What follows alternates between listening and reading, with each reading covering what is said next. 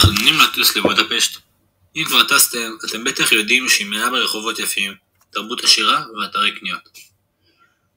אבל מעבר ליופי הזה, האם ידעתם שמאחורי הרחובות שבהם אתם עושים שופינג ב-H&M או גוצ'י, מסתתרת אמת אפלה? בודפשט, כמו שאר אירופה, הייתה עדה למאורעות קשים בזמן מלחמת העולם השנייה, תקופה שנכתבה בדם ובכאב, והשאירה את אחת מהצלקות הכואבות ביותר שהעולם חווה. בשנת 1944 הונגריה נכבשה על ידי הנאצים. היהודים היו בסכנת מוות תמידית, ואלפי אנשים גורשו למחנות ריכוז והשמדה. הונגריה שיתפה פעולה עם הגרמנים, ומצבם של היהודים היה קשה מאוד. בתוך כל הסבל הזה היו גיבורים תיאורים שפעלו על דעת עצמם על מנת להציל את היהודים מציפורניהם של הנאצים. עליהם היה לפעול בסודיות מוחלטת כדי להימנע ממעצר ולהתמודד עם הבירוקרטיה הנוראית שהפכה כל פעולה למסכנת חיים. אחד מהם היה קרל לוץ.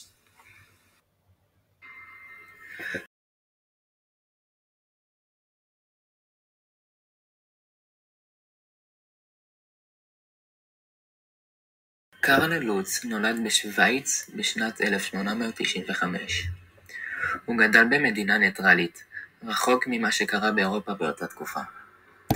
הוא התחנך וגדל להיות דיפלומט שוויצרי, ובתחילת שנות ה-40 הוא הוצב בבודפשט שנמצאת בהונגריה.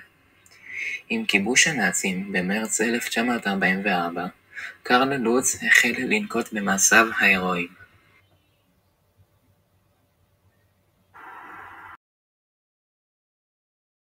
הוא החל להדפיק מכתבי הגנה, מסמכים שסימסו להעניק חסות שוויצרית ליהודים, שסימסו כפטור מהגירוש למחנות.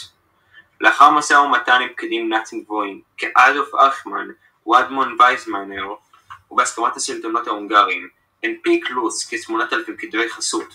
בנוסף, הוא הרחיב את תחולת כל כתב למשפחה ולא לאינדיבידואל, כך גדל את מספר יהודים שיציל לכ30,000. כשאייכמן ואנשי האס-אס דרשו לרכז את היהודים בגטו של בודפשט על מנת להקל על סיבוכם למחנות השמדה, רכש לוץ מעל 70 בתי דירות, רובם בגטו, פרס אליהם חסות שוויצרית, והעביר אליהם את אלפי היהודים שהחזיקו בכתבי החסות שהנפיק. היהודים ששהו בבתים מוגנים אלו נהנו מחסות שוויצרית, ולוץ דאג להעביר אליהם מזון וצורכי קיום בסיסיים. כל המתגוררים בבתים אלה היו מוגנים הן בפני גירוש והן מגיוס שירות העבודה.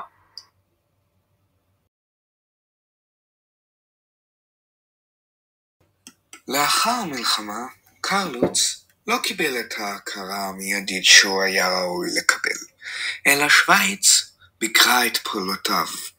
הם אמרו שהוא הלך רחוק מדי, ושהוא היה יכול להרוס את הניטרליות של שוויץ.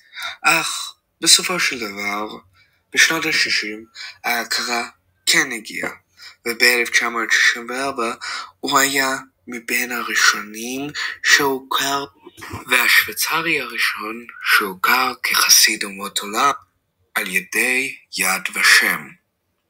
הוא הציל כ-62,000 יהודים בסך הכל. הוא מת בברן שבשוויץ כשהיה בן 80. קרל לוץ הוא לא רק דוגמה לאומץ ונחישות, אלא גם לאור בחשכה.